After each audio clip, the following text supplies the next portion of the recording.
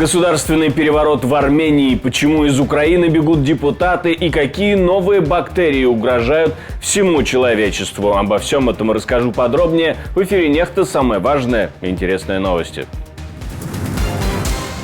90-е никуда не уходили из России. Разборки и рейдерство в Москве. Количество убитых растет.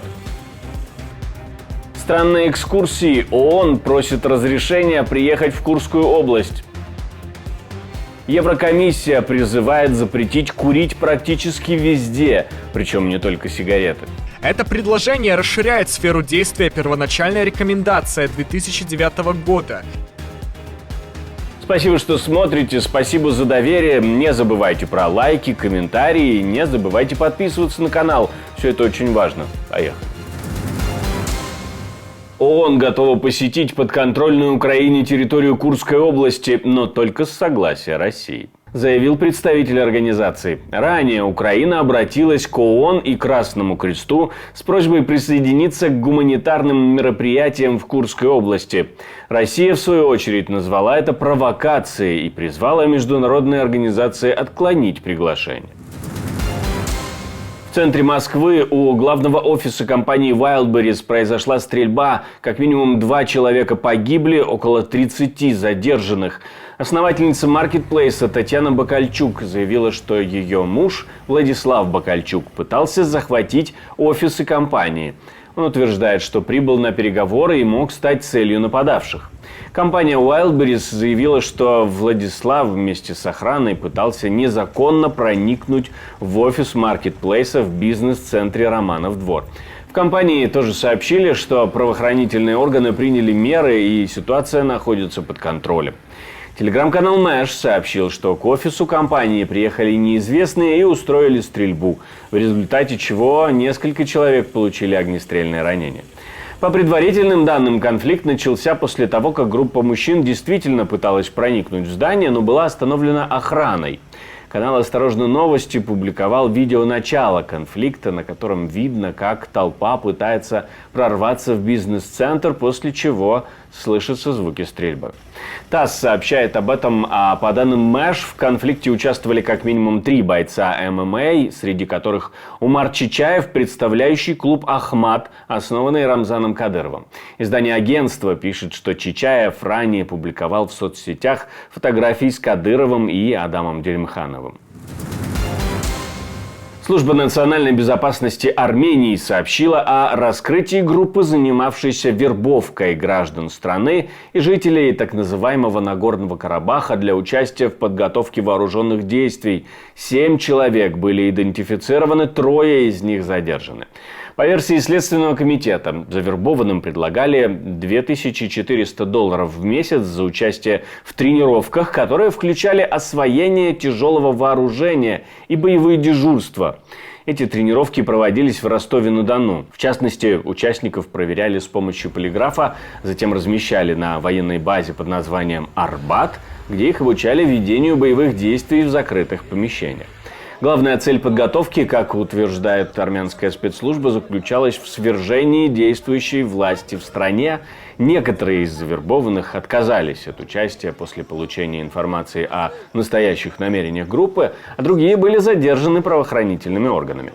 В тот же день Армения заморозила свое участие в ОДКБ из-за того, что эта организация якобы больше вредит стране, чем помогает. Как заявил премьер-министр страны, организация договора о коллективной безопасности как раз и создает угрозы для суверенитета страны. Мы заморозили наше членство в ОДКБ не только потому, что организация не выполняет своих обязательств по безопасности перед Арменией, но и потому, что, по нашему мнению, ОДКБ создает угрозы для безопасности Армении, будущего существования, суверенитета и государственности Армении.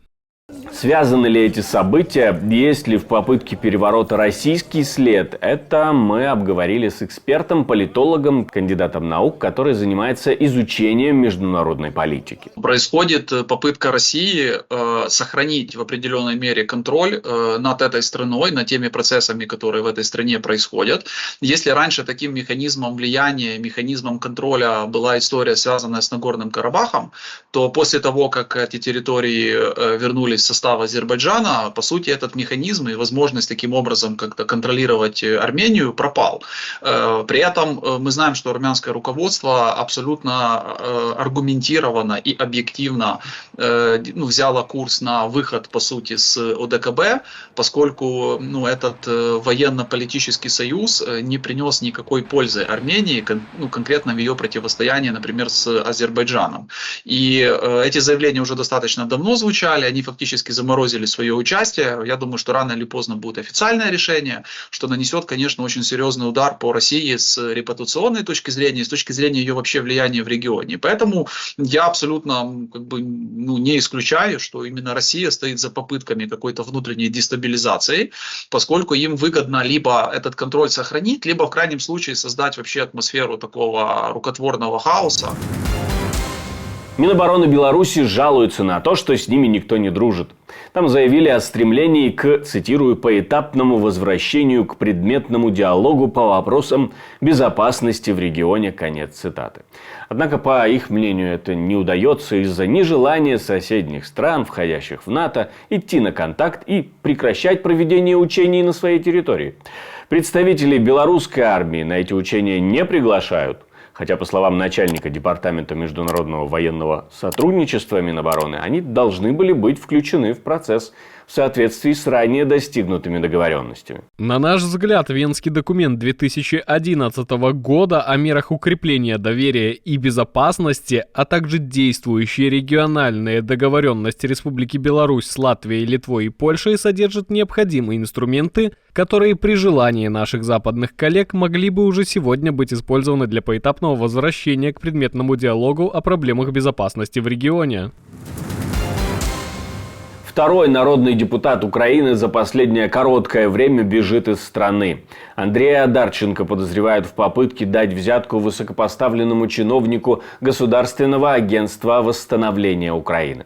По данным правоохранительных органов, он предлагал взятку в криптовалюте биткоин на сумму $50 тысяч. В обмен на это Одарченко просил содействия в выделении средств из фонда ликвидации последствий российской агрессии на ремонт зданий университета, где он продолжал занимать должность ректора. Несколько недель назад народный депутат Украины Артем Дмитрук, к слову которого заподозрили в нападении на сотрудника правоохранительных органов и военного, тоже незаконно покинул страну.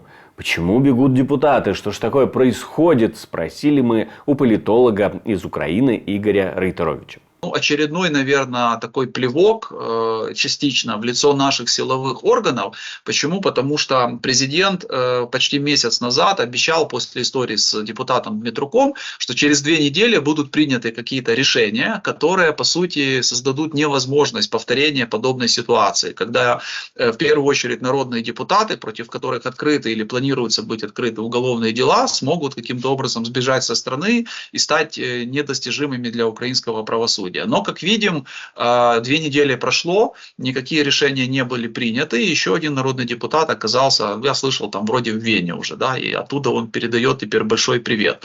Надо что-то делать, и мне кажется, здесь уже не обойдешься просто какими-то встречами, какими-то заявлениями. Решения должны приниматься в том числе и на кадровом уровне. Люди, которые ответственны вообще за это направление, они должны понести как минимум политическое наказание с точки зрения тех постов, которые они занимают. Поскольку я боюсь, что это далеко не последняя история. Уголовные дела, с одной стороны, действительно открываются. То есть, борьба с коррупцией, какими-то злоупотреблениями, она ведется. Но проблема в том, что правоохранительная система, по сути, дает возможность таким людям выехать со страны, что нивелирует вообще всю подготовительную работу. Какой смысл ей заниматься, если эти люди потом могут сбежать и еще и оформить себе статус политического беженца? Еврокомиссия призывает запретить курение и вейпинг в парках и на террасах заведений. Европейская комиссия представила рекомендацию распространить запрет на курение на детские площадки, бассейны, автобусные остановки, вокзалы или открытые площадки школ и больниц. И впервые Брюссель просит распространить этот запрет и на вейпы или электронные сигареты. Текст не имеет обязательной силы, что означает, что страны не будут вынуждены его применять. Но, тем не менее, для организаций, выступающих против табака, это хорошая новость. С помощью этой рекомендации Европейская комиссия пытается достичь своей цели, а именно создать к 2040 году поколение без табака, в котором курит менее 5% населения. В настоящее время этот показатель составляет 24%. Это предложение расширяет сферу действия первоначальной рекомендации 2009 года и включает в себя открытые пространства, такие как парки, например, и детские площадки, а также включает новые продукты, которые чрезвычайно популярны среди молодежи, среди подростков. Поэтому мы считаем, что эти предложения способны снизить распространенность курения, особенно новых продуктов среди молодежи. Устойчивость бактерий к антибиотикам может стать причиной смерти более 39 миллионов человек к 2050 году, согласно прогнозам авторов глобального анализа антимикробной резистентности, то есть сопротивляемости к антибиотикам. Исследование было опубликовано в научном журнале Lancet. Наибольшему риску подвержены пожилые люди. Исследования проводили более 500 ученых из разных учреждений. Были проанализированы данные о взаимосвязи между смертностью и устойчивостью бактерий к антибиотикам за период с 1990 по 2022 год. Важным выводом стало снижение смертности от бактериальных инфекций среди детей до 5 лет. Прогнозируется, что к 2050 году этот показатель уменьшится вдвое. Это достижение связано с улучшением вакцинации и гигиены, но ученые предупреждают, что все больше детских смертей вызывают устойчивые к лекарствам бактерии.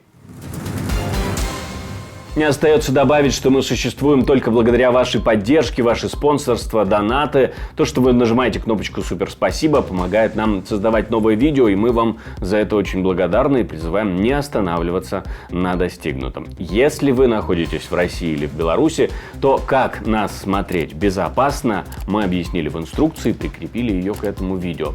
Не забывайте поставить лайк, оставить комментарий, подписаться на канал, если этого еще не сделали. Ну а у меня на этом все. До встречи и хороших вам новостей.